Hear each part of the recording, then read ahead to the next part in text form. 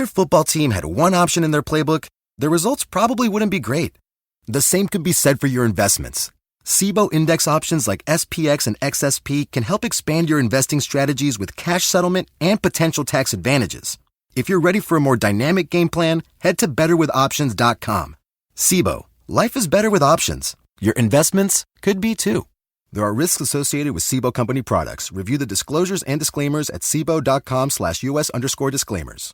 Your neighborhood just got cooler with Kroger Delivery's refrigerated trucks. Simply order groceries at the same great prices online as in-store, and we'll bring them to you fresh every time. And if that wasn't cool enough, you can now earn 4 times the fuel points after 4 with your digital coupon.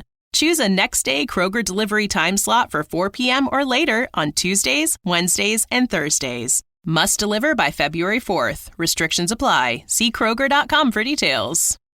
This episode is brought to you by Intuit TurboTax.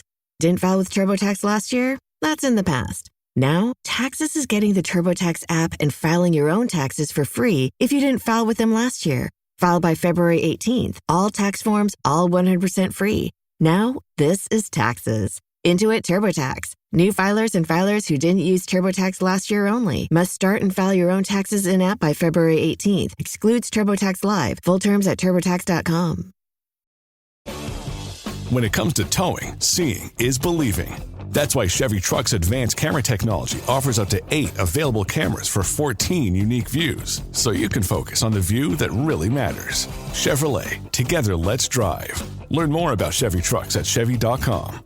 Safety or driver assistance features are no substitute for the driver's responsibility to operate the vehicle in a safe manner. Read the vehicle owner's manual for important feature limitations and information.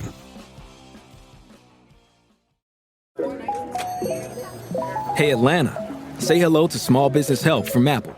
That's right, we're here to make starting and running your business simpler. From helping you choose the right devices to setting them up hassle-free, we can help you build your business in no time. Speak to a business expert and get the help you need at no cost whatsoever. At Apple, we're open for your small business. Go to apple.com/smallbusiness or visit an Apple store to learn more. Welcome back to another exciting edition of the Pointless Exercise podcast. It's time for the baseball podcast with Bally MLB senior writer David Brown. David, how are you? Hi, Andy. I'm going to lie and say I feel great. No, I'm doing fine. Good. Good to hear. Just under the weather a little bit, but I'm going to push through, and you're going to feel the energy. Yeah. Are you day-to-day? Yeah. I mean, aren't we all? But yes. Yep. You should have the Cubs trainers look at you. They would tell you you're fine. Right. You're day-to-day. You'll be day-to-day for about 58 days. Then they'll put you on the 60-day DL for 2 days. And then when they said Dansby Swanson, it's just a bruised heel. He probably won't miss any time. It's like, all right, he's going to go on the injury list, and he's not going to be ready when the injury list expires. And that's exactly what happened. So. And somehow it will make his wife injured. That's right. Maybe it was sympathy pains. Right. Is one heel equal an ACL? Probably not. So we all survived the All-Star game where they made the National League dress like mailmen. Yeah. And they won. Who knew? The secret to breaking the American League win streak for the National League was just to have everybody wear some sensible slacks. In the house of Ichiro, who I think is the only reason the American League ever turned around the longtime National League streak of winning the All-Star game, just because of his wonderful pregame speeches. Right, his profane rants before every All-Star game, which somebody had to have recorded one of them, right? Can they leak one? I know his teammates loved them. It was the highlight of All-Star Week after a while, was waiting to hear Ichiro swear in English. I kind of wondered if maybe, Pat Hughes goes into the Hall of Fame this weekend, and I kind of wondered if maybe the slacks were just a tribute to Pat. Right. I'm sure they made him feel very comfortable if he was watching. Bad sweaters and Dockers. was a nice look. I hope it's just something that they'll get out of their system. I mean, I don't need to see them dressed in their regular uniforms, but I definitely prefer it. I think they already sell the batting practice jerseys. I mean, they can. Why do you need to? You don't need to sell every damn jersey. Well, and who's buying them? I mean, you do see people once in a while. I mean, but not a big, wide demographic. I mean, it seems they have it opposite now because and maybe it made it worse. So they have the home run derby, and the guys are wearing they're all wearing their whites, and it looked so nice. Yeah. And then the next night, it was everybody dressed up like in the Nike-inspired clown show. One of the nice things, I kind of already said this in a different way, but one of the nice things that has always been the case about the All-Star Game is the nice aesthetic of seeing everybody in their own jerseys. Yeah. It's just, yeah. Well, and honestly, there were guys on both teams that I had to figure out who they were. Oh yeah. There was a Marlin who was in the game, and I'm like, I don't know who this is until he finally turned, and I could see the Marlin logo, which even that was hard to read because it's not like they had the logo; it was like shaded to match the jersey. But I'm like, oh, that's a Marlin. I'm like, I don't even know who this guy is. Like, I watch baseball every night, and I have no idea who this guy is. This is a great way to sell your All-Stars. Make them completely anonymous.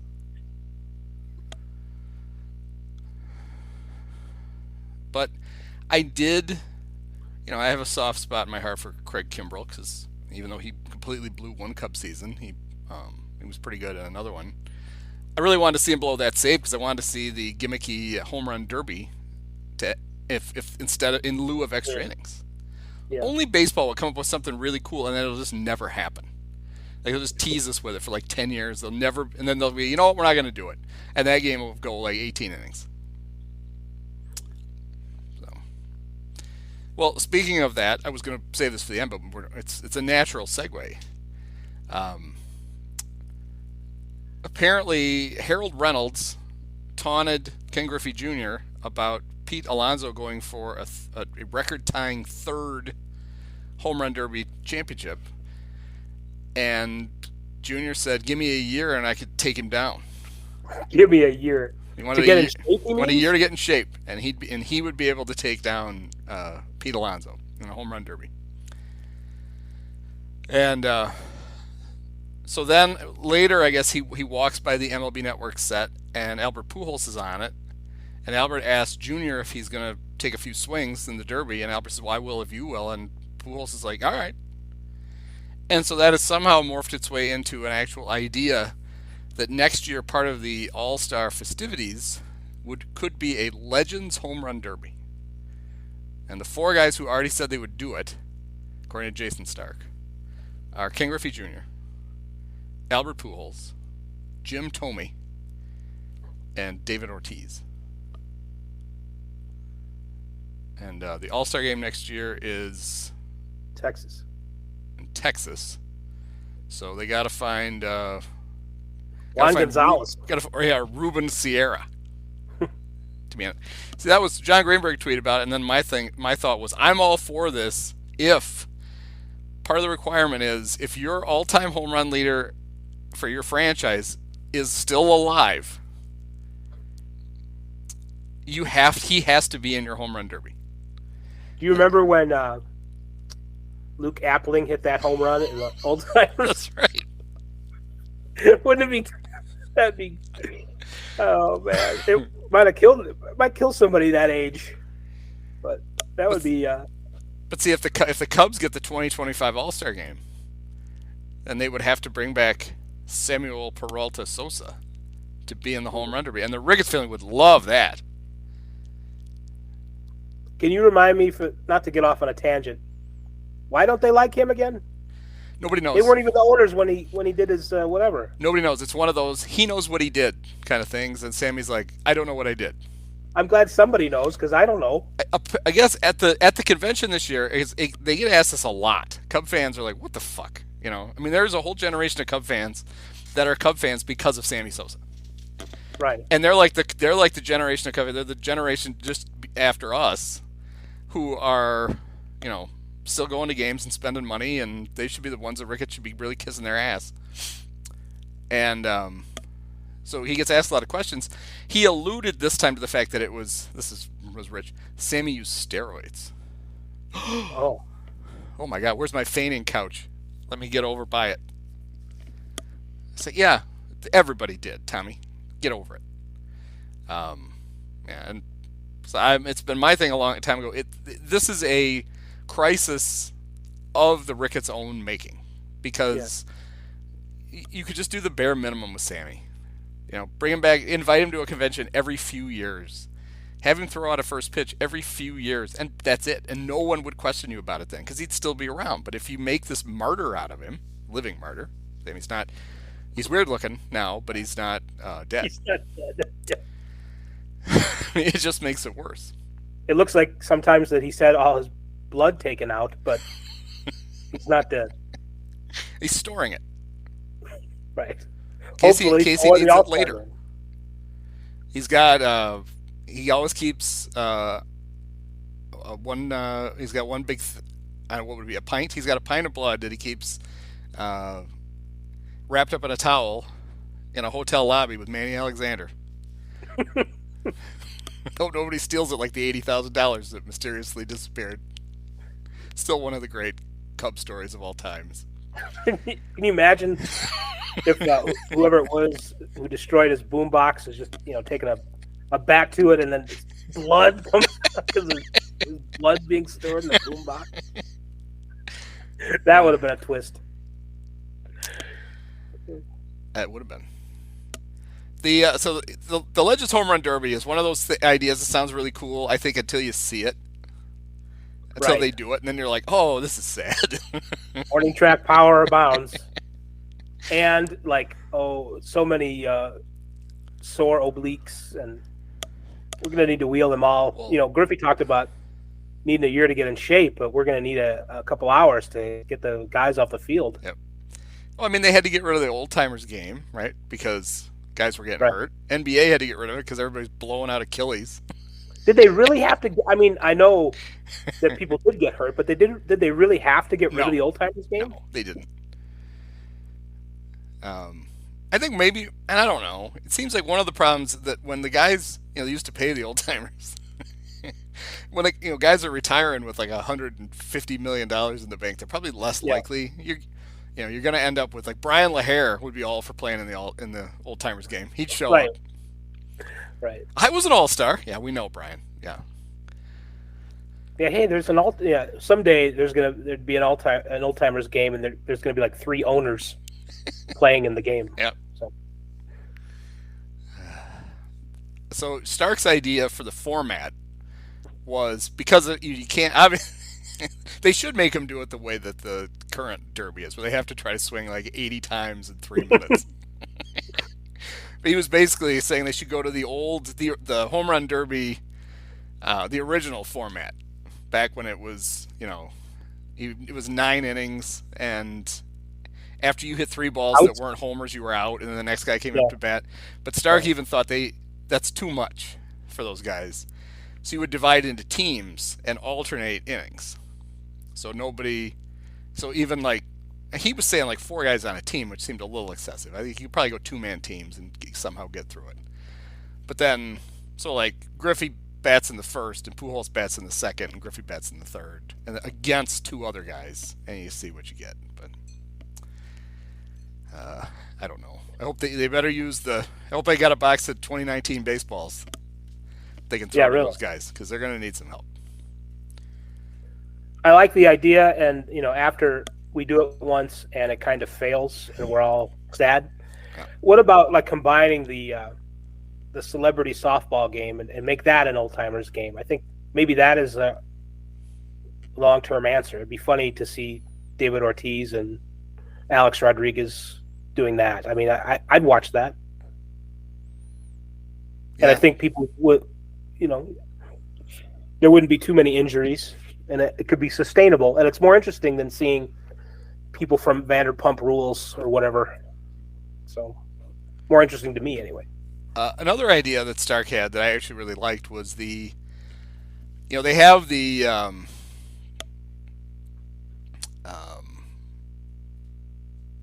Rob Manfred can put like a legend on an all-star team. He did it last year with Pujols and Miguel Cabrera. And this was in response to Ellie De La Cruz showing up and lighting baseball on fire for a month. Why couldn't you have a rising star on each team too? And so you take one of the best prospects, even if it's a guy who hasn't broken in yet, and they get put on one of the all-star rosters so people can see, some of the. But I don't think that's a good idea. But why don't they just do this? Why don't they just not bury the futures game?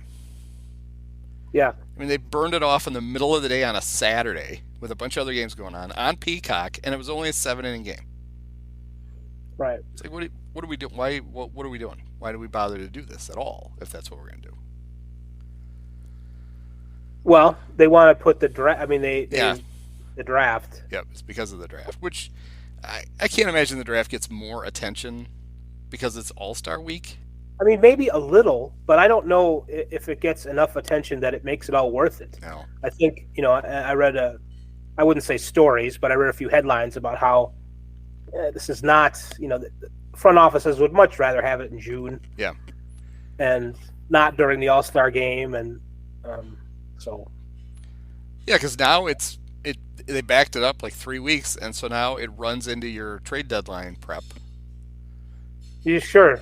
Right. Half your, baseball operations staff is fixated only on the draft, and then they have to, the very next day you got them,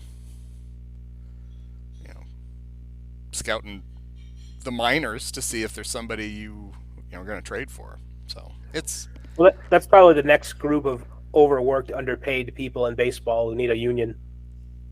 So they're not thinking of them. They never do. So speaking of the trade deadline, it is looming out there in the distance. It's August 1st this year. So not July 31st. It's August 1st. Right. And it's interesting because there's teams that are like really good that I think expected to be good, but maybe not really good. And there are teams that thought they were going to be really good and they're bad. And so it's not all the usual suspects doing the buying and the selling. The team that intrigues me because they've erased all of the Rays' once formidable lead and are tied for first now are the Baltimore Orioles, who have all that young talent in the majors and more young talent in the minors, and their payroll is $61 million. So if there's ever a team that could basically, buy a player because they can just absorb all the salary, it's them. But do they have any will to actually do that?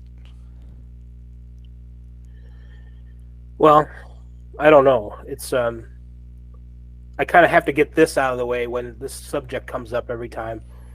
With the Orioles and the Reds are kind of like that too. They're not as good of a team, but they have a similar type situation. What would have been nice is if they had spent a couple bucks on free agency before the season started. Yep. And then they wouldn't have to trade. They've had years and years of not paying. They've accumulated wealth. They've had years and years of not paying anybody, and they would have both. I mean, they would be in an unbelievable situation if they had bought, in addition to Kyle Gibson, who nice man, but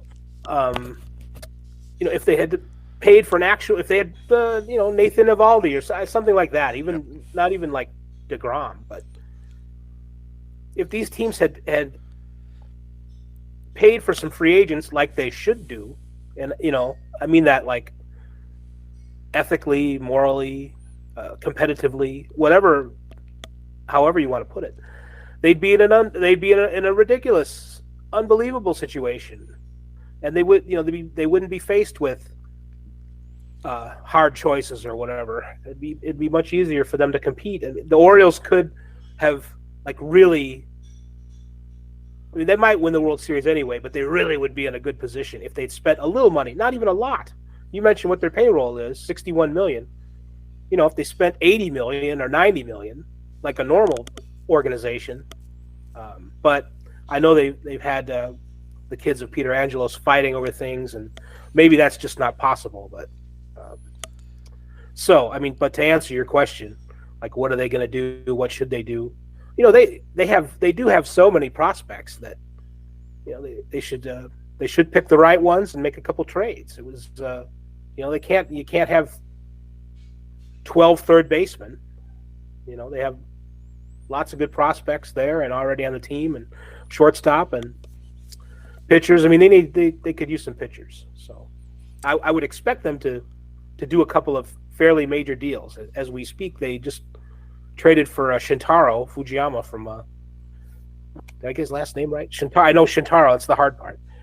From the A's, and I hope that's not an indication of the kind of deal that they're going to do. Kind of these. Look how clever we are. We're going to take this guy and with an 8 ERA and turn him into something good for this year. I don't know if they like have long-term plans for him. I think he's a free agent after the year. I think the A's signed him with the caveat that he would be a free agent after the season. So I think it's a short-term, potentially a very, very short-term acquisition. But I kind of went on and on there. No, it's good. And the other thing if you're the Orioles, you play in the toughest division in baseball. Right. And there's no guarantee that next year or the year after you're going to be in first place at the trade deadline. You know, no. This may the Yankees are in last place, yeah. And they're, you know, they're not really a great team, but I mean, you can be in last place and kind of out of it in the AL East, and you know, there's if a few things go wrong next year, the Orioles could be 500, like no matter what. You know, that's how baseball works. But so when you get your shot, you need to take your shot. Yeah. There is no it's a year too early stuff. So no, and they have and you know, going back to, like you said, their depth. They have enough depth that, you know, I don't think they're risking anything huge by trading some of it. You know, it's make it work for you. I mean, they've got all those guys in the big leagues. They've got other guys in the minors. They have the number one prospect in baseball, Jackson Holiday. Yeah. Who I think they should trade to the Cubs for Michael Fulmer and Julian Merriweather. I think, you know, if that happened, I'm going to give you credit for it. And how about this? I'll throw in Nick Madrigal. 3 for 1. 3 guys for 1 Jackson Holiday. But probably won't be them.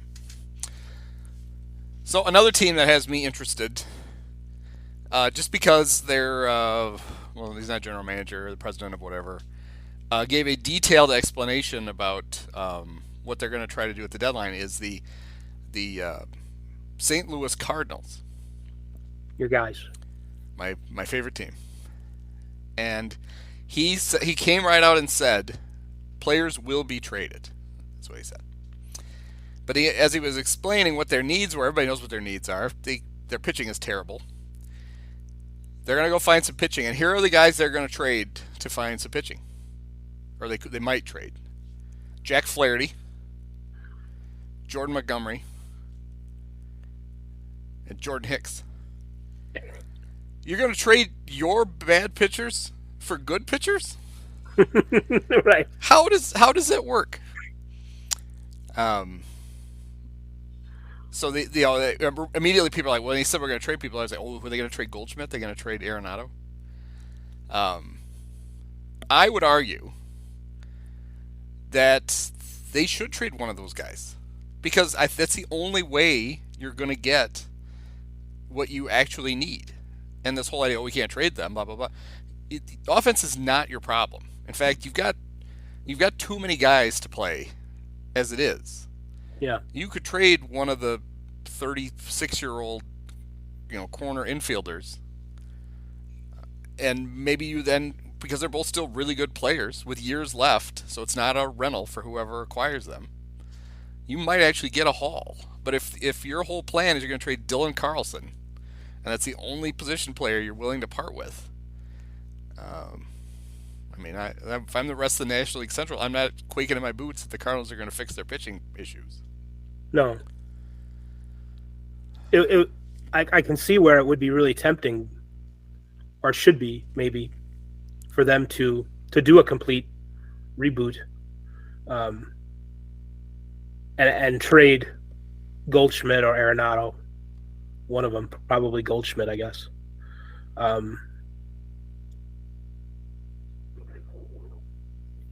Just because it seems like with the roster that they have, that the Cardinals, this was even before this year, kind of took it as far as they could go.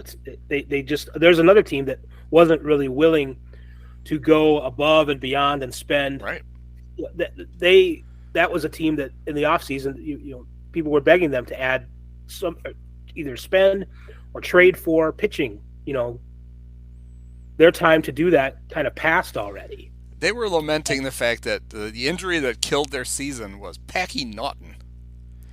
Because with Packy, they were going to have 6 starters, and that would allow them to give extra rest to the other guys. But it's like, I got news for you. If Packy Naughton takes you from first to last place, you probably weren't really that close to first place. Right. In the first place. Naughton, you are going to pitch for us. You're going to take us to first place. But this is also interesting. So the Cubs are there's a daily referendum. Are they buying or are they selling? Oh, they could win a few games and they can start buying. They're 8 games out in the Central. The Cardinals, who've won 5 in a row, are 10 out. They play 4 games this weekend. There's a pretty good chance that by the end of the weekend, the Cardinals are going to be in 3rd place. And so, but it's funny. Of course, Mosaic can say they're going to sell because trading the guys they're talking about trading isn't going to hurt their chances of contending. Right. I just found it odd. Their whole thing is we have to contend every year because it's the Cardinal way. Blah blah blah. It's like nobody's telling you to tear it down to the studs and take 6 years to build it back up. But this is a chance to rebuild on the fly. It's kind of, they have a chance to do what the Yankees did when the Yankees traded Andrew Miller and Aroldis Chapman, and then we're right back in the playoffs the next year. Of course, maybe they look at it and they're like, "Look, we play in the NL Central. We can just tinker around the edges, and they could probably bring the same team back next year." And that is, not just in the Central, but that is one of the inherent flaws in the letting more playoff teams in and getting everybody closer to the playoffs just by doing that, is that teams don't think that they have to, make those huge commitments to be contenders, quote unquote. Well, no, everybody's kind of in it already. I mean, that's it. That's basically the Cub ethos is. We don't have to build a team that can win 95 games. We need to build a team that can win like 86. Right. We get that last wild card spot, and then it's a then it's a crapshoot. It's like, well, but it's not really.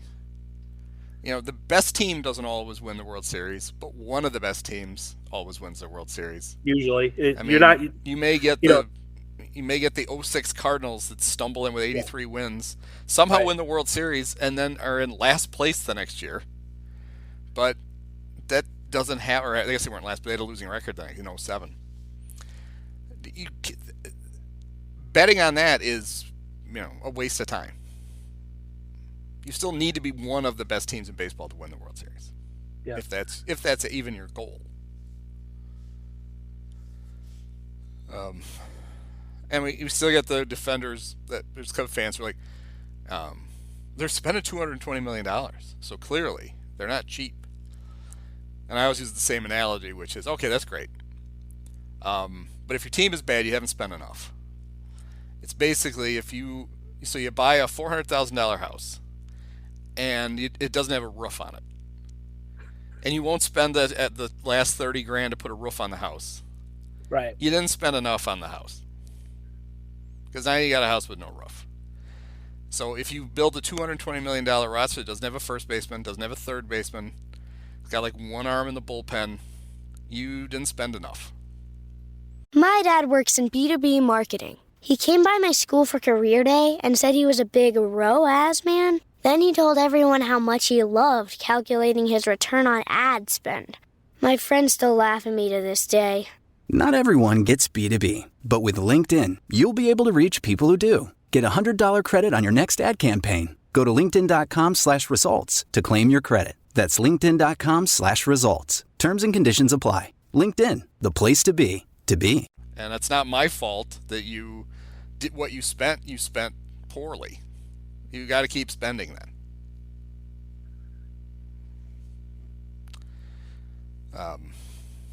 So the guy all anybody wants to talk about is will the Angels trade Shohei Ohtani? And they just swept the Yankees, so they're feeling their oats. Yeah, but who hasn't swept the Yankees lately? The Cubs win 2 out of 3 against the Yankees. They did. Do you think the Angels will trade Shohei Ohtani? No way. I mean, from an analytics, if it weren't for the incredible amount of bad publicity it would generate, they might do it. If these guys were, if everybody, if we were just looking at spreadsheets or numbers or whatever, it would make sense to, based on, well, you're probably, I still say probably, not going to re-sign him. But the Angels, as a franchise, whether Artie Moreno wants to keep the team or sell it, he has to go into the offseason at least trying to keep Ohtani. I don't think, for one, they're going to get enough in a deal to make it worth it. I mean, they wouldn't, obviously they wouldn't be going for trying to contend this season if they traded for Ohtani, but I don't think that the team that would acquire him has enough or would be willing to part with enough to make it worth it. And it would be a terrible public relations mistake to do it. They have to, the Angels have to kind of stay in the race as much as they can and be buyers. They need to spend more money and try to get in the playoffs with Ohtani. Right. And then if they can't sign him in the offseason, and I think they still could. I mean, there's no indication that they're going to be able to re-sign him, and there's probably not a lot of an indication that I think he'd probably like to stay just because of the continuity, if he thought, still trying to answer this old question, if the Angels could contend with him. I think that's what he wants. I mean, he wants his money. He wants to make whatever he deserves, but he wants a chance for the playoffs. And I don't think – he probably thinks that that's probably not going to happen. But, if I was Ohtani and I came all the way over here from Japan, I wouldn't want to be changing teams. And, I mean, I'd want to try and make it work with the Angels first. And if I couldn't, I couldn't. Yeah. But so there's a few things that all wrapped up in this. There's the one, which is that people are like, well, why don't they trade him and then they could still try to re-sign him? That never happens. No, that never happens. And the best example of that is when the Red Sox thought for sure they were going to do that with John Lester. They traded him to Oakland, and then they're like, well, we're going to sign him right back. How clever. And Lester always said that until he had been traded, he was just going to re-sign with the Red Sox. He didn't want to leave. And he said once you're traded, you realize it's not that hard to change teams.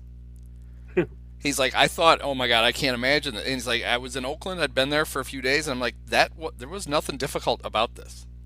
And he's like, well, hell, I can play wherever I want next year. The other problem that they have is that they're most likely, well, basically, so if they trade him, then they take their small chance of keeping him and they make it 0. He's gone if you trade him. And that just makes that opens up the door for their, you talked about he probably doesn't want to have to change teams. He doesn't have to change cities, or at least metro areas. Right. That just opens it even wider for the Dodgers then. because now there's not even the pull from the Angels, the loyalty pull, because he's like, well, you guys just traded me. What? You didn't show me any loyalty. Why am I showing it to you? I mean, the Dodgers are muddling around with the kind of a half-ass roster, and they're still winning with it because they're the Dodgers, for the express purpose of getting under the threshold they're currently on, or they were in last year for the collective bargaining tax, or the competitive balance tax, so they can spend a bunch of money this offseason. And if you look at the free agent class, there's only one guy to spend money on. That's Shohei. Mm-hmm. So their whole strategy is to do this to go after Shohei. But then you run into the other thing, which is, like you said, you can't get enough for him. Like we talked about it last year. If you looked at his ERA plus and his OPS plus, last year he was Max Scherzer and Giancarlo Stanton. He was both guys. This year, because his offensive year is so off the charts, he's him offensively. He has the highest OPS in baseball. And to put it in perspective, the guy who's second is Ronald Acuna, and he's 68 points behind. Right. It's not even particularly close. And then pitching-wise, he's either, you're like, well, he hasn't had a great year pitching. He's either National League All-Star Justin Steele or National League All-Star Zach Gallen. And if you trade for him, you get that. You get a number one starter, and you get the best offensive player in baseball.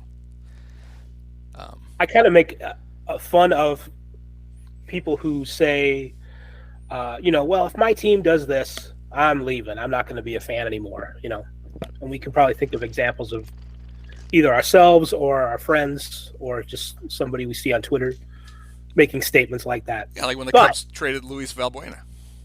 I wrote him off. Sorry. They're the ultimate betrayal. Poor Luis. And people don't mean it. Or maybe they mean it at the time, but they'll never follow through. They're still fans of that team. And I know it's the Angels, and sometimes it's hard to find Angels fans. But I would say a significant portion of Angels fans are just going to be, they're never going to go to a game. Yeah. They might not watch a game on TV anymore if they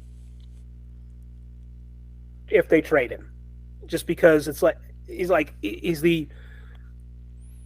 the most he's the most fun player to watch, and at least they have that going for him. And at least if you have him, you can pursue him in free agency, and maybe you won't be able to sign him, but at least there's a chance. Yeah. And you can sort of rationalize it like, all right, well, as a fan, I know we had him. We didn't have a good enough team. The Dodgers are going to sign him, whatever. Yeah. But if you trade him, and like you say, piss away your 1% chance of signing him, you're going to make people not Angels fans anymore. I mean, they're going to lose fans. It's going to be terrible. Nobody talks about that, but I believe it. No, I think that's exactly right. It's Artie Moreno can't do that if he wants to keep the team or sell it.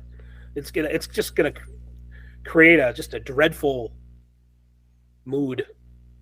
And as you said, like we said earlier, you're not going to get enough for him to make it worth it anyway. No, from a strategy standpoint, if your idea was, okay, we need to maximize his value, you would have traded him last year. Yeah, it's too late, right? If you're going to do it at all, you would have got closer to. It's impossible. Like, you can't win a Shohei Ohtani trade. You can't trade him and get back, enough to make up for it. But you would have gotten significantly more at last year's deadline, which is why the Nationals traded Juan Soto when they traded him.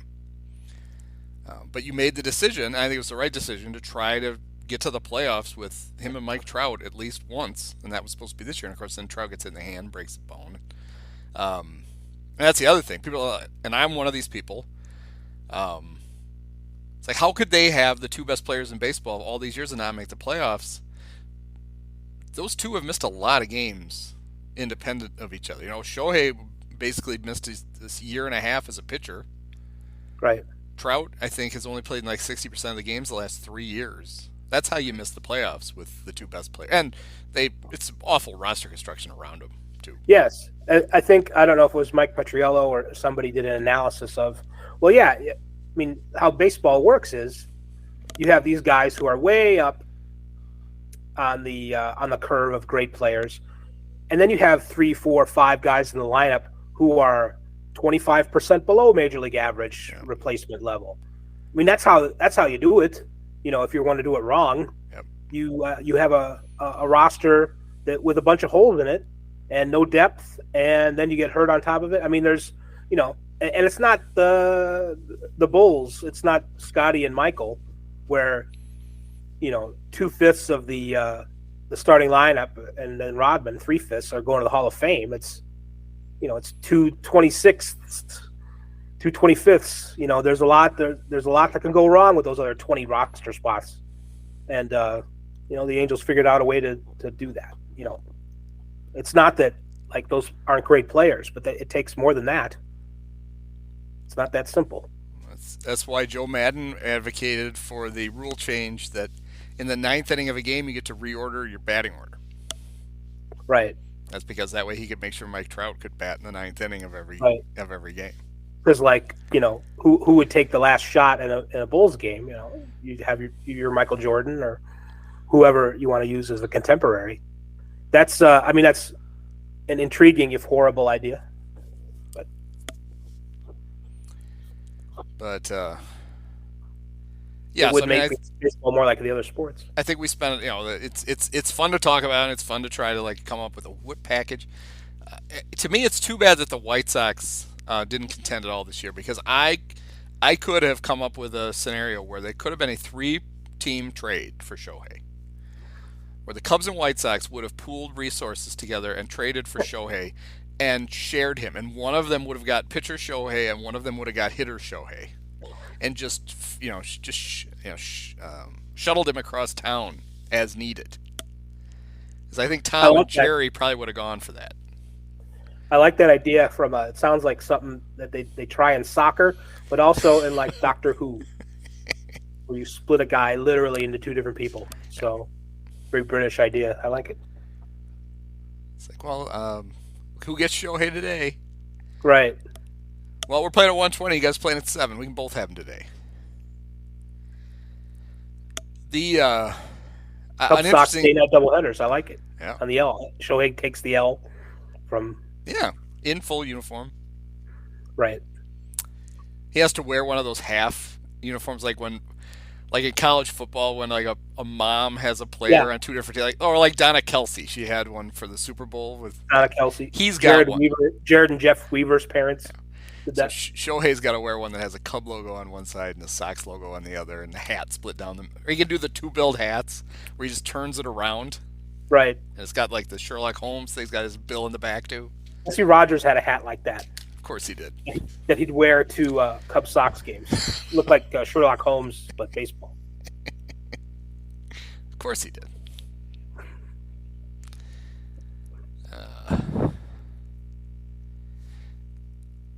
And there's other questions I have, the Brewers, who have they took a big hunk out of Cincinnati with the series right before and right after the All-Star break. That's are you ever going to trade for a hitter?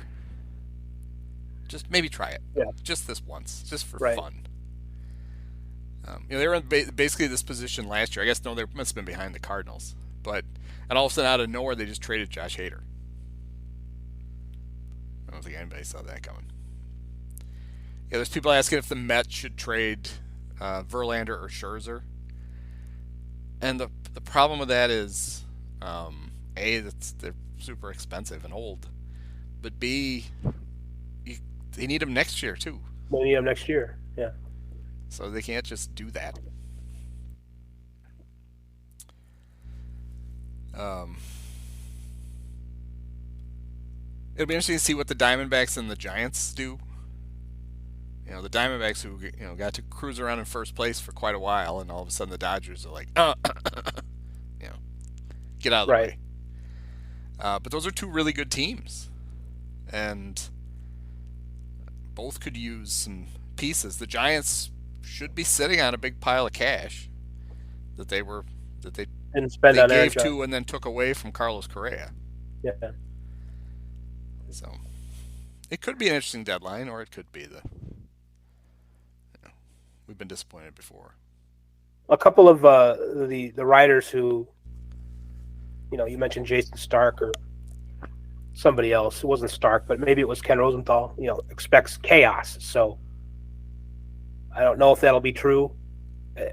It would make sense on the one hand if teams are feeling competitive and feel like they're willing to spend money, but it just kind of hasn't been that way. Like we said, everybody's kind of in the race, so there isn't this feel a need to make a huge move to improve yourself if it's going to be costly. So yeah, I mean, I don't know. And that's the whole reason. Well, there's two reasons the owners wanted the expanded playoffs. A, they like playoff TV money.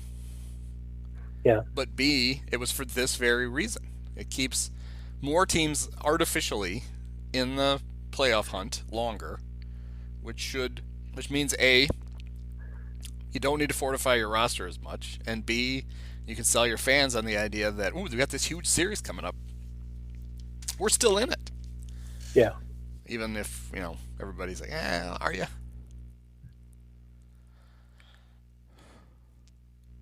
Then you got a team like the Cubs, where two of their best players, Marcus Stroman and Cody Bellinger, are guys that, if you believe Marcus, because he's speaking for Cody now, would both like to stay, but the Cubs aren't showing a lot of interest in keeping either one of them. And so if the idea is, we're gonna trade him at this deadline, then you have to go out in the offseason, you have to find a Marcus Stroman and a Cody Bellinger. And a lot of times, and you sort of take a risk that you can, or that you pick the right one. Sometimes. Did Jose Guzman did it just seem like he was bad, or was he, when they replaced Greg Maddux with him? No, he's bad. Okay. He had his first start was good. His first start? Yes. Okay. So you run the risk of that, picking the wrong free agents. You have a bird in the hand here. Stroman apparently wants to stay. You'd think that they would, they don't really have that. There's like a willingness, an open willingness to stay. Bellinger, it seems like he wants to hit the market. Is that still true? Well, nobody's really sure. And the other thing is, if the Cubs, you want to guarantee he wants to hit the market, don't make him an offer. This whole idea, he's got Scott Boras as his agent, and Scott Boras always does this, and Scott Boras always does that. The Scott Boras works for the player. Yeah. And he's not going to not take an offer to the player. If you make him an offer and Cody's like, I actually like it here. And that seems like pretty good money. He's still, it will be interesting in the offseason to see just how much of his value he has restored. Because he was so bad. The drop-off was ugly. And he's had a nice year this year, and he's been a good player for the Cubs. And he's a player the Cubs could use, because even if, the prospect pervert's like, no, center field is Pete Crow Armstrong's, so there's nowhere for Cody to play. It's like, he'd also be your best right fielder, he'd be your best left fielder, and he'd be your best first baseman. So there's plenty of places for Cody to play. Right.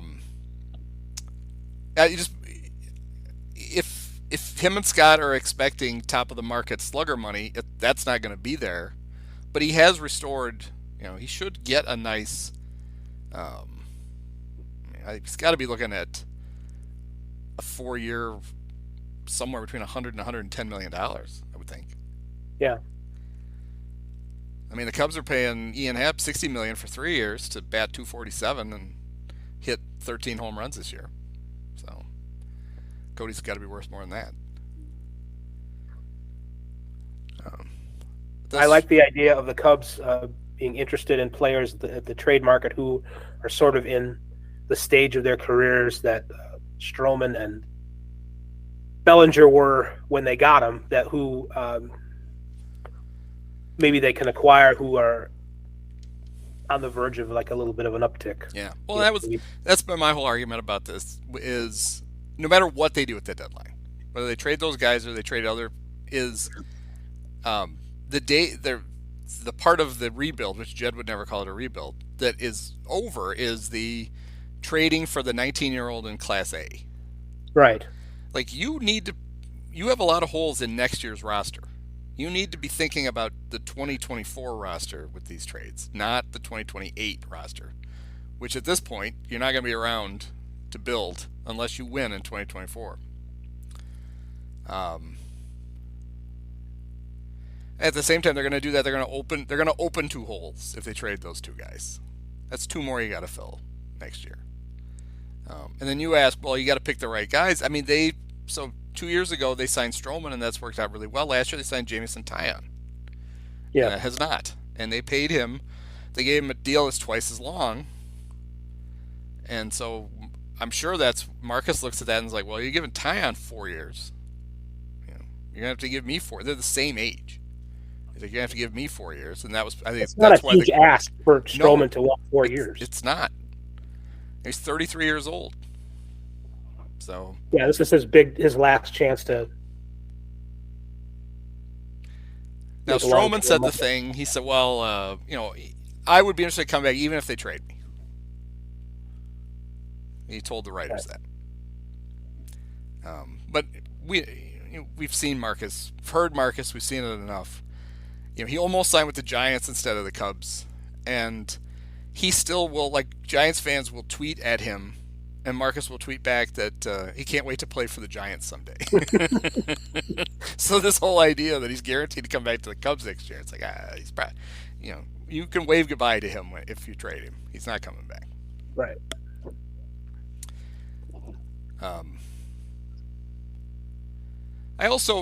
Do you know why they got rid of the waiver trades?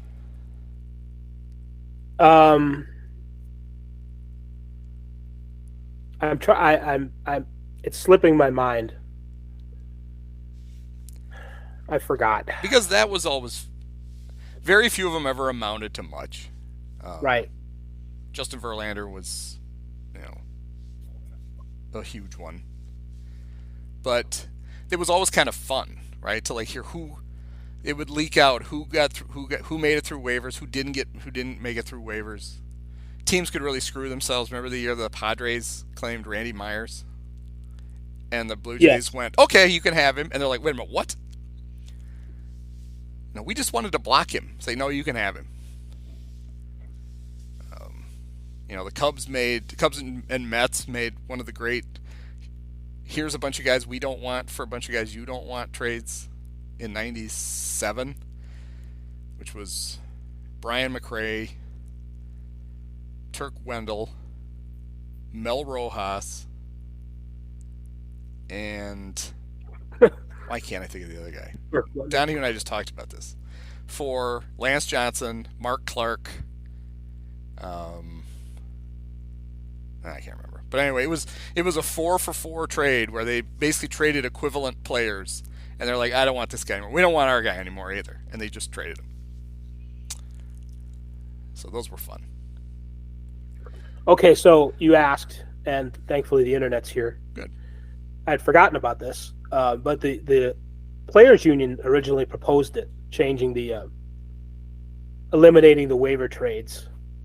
And this is what Ken Rosenthal wrote. The idea first promoted by the union is to protect the competitive integrity of the 162-game season, create more certainty for players. I think that was the upside, that part right there. And force teams to decide earlier whether they are buyers or sellers, I guess. I think that if the union, they might have used a couple of those things as selling points to the teams, but create more certainty for players so players don't have to worry about it anymore. I think that's... Yeah. I mean, I get it.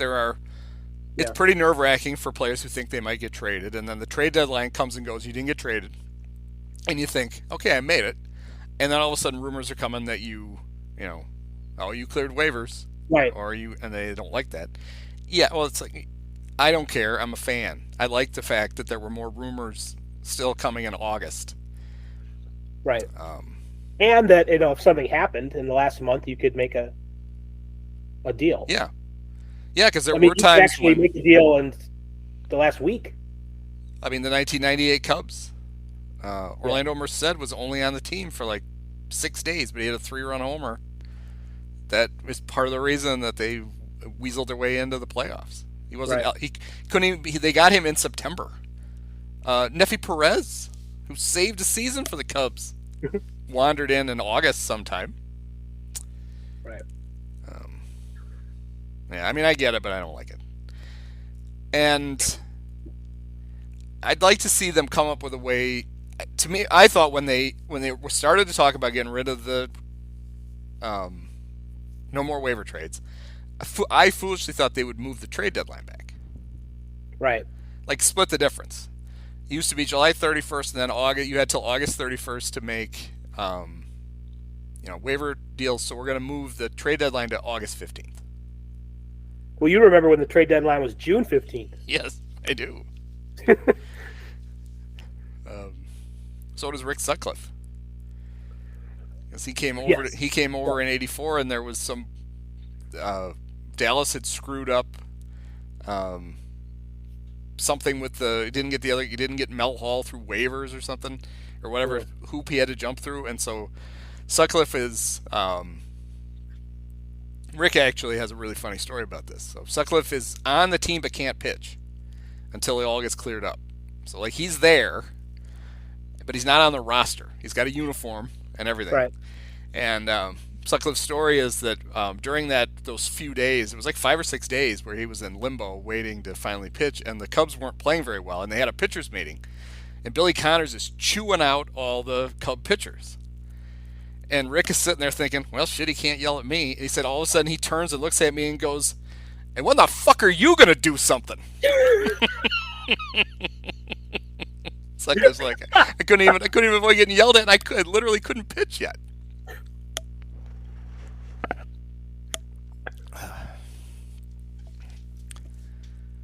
That's almost as good as the Mark Grace story about Sutcliffe, which is he's pitching in Riverfront, and every time the Reds hit a home run, they would shoot off fireworks. Mm-hmm. So Sutcliffe throws a pitch, guy hits a home run, and fireworks go off. Next pitch, another home run, fireworks go off. Pitching coach, I think was Connors, I think like on his second trip through the Cubs, comes out to the mound, and Sutcliffe is like, what the hell are you doing out here? And he goes, I just want to give that guy time to reload. I've heard that before. That's one of the great stories. Many of us have herpes.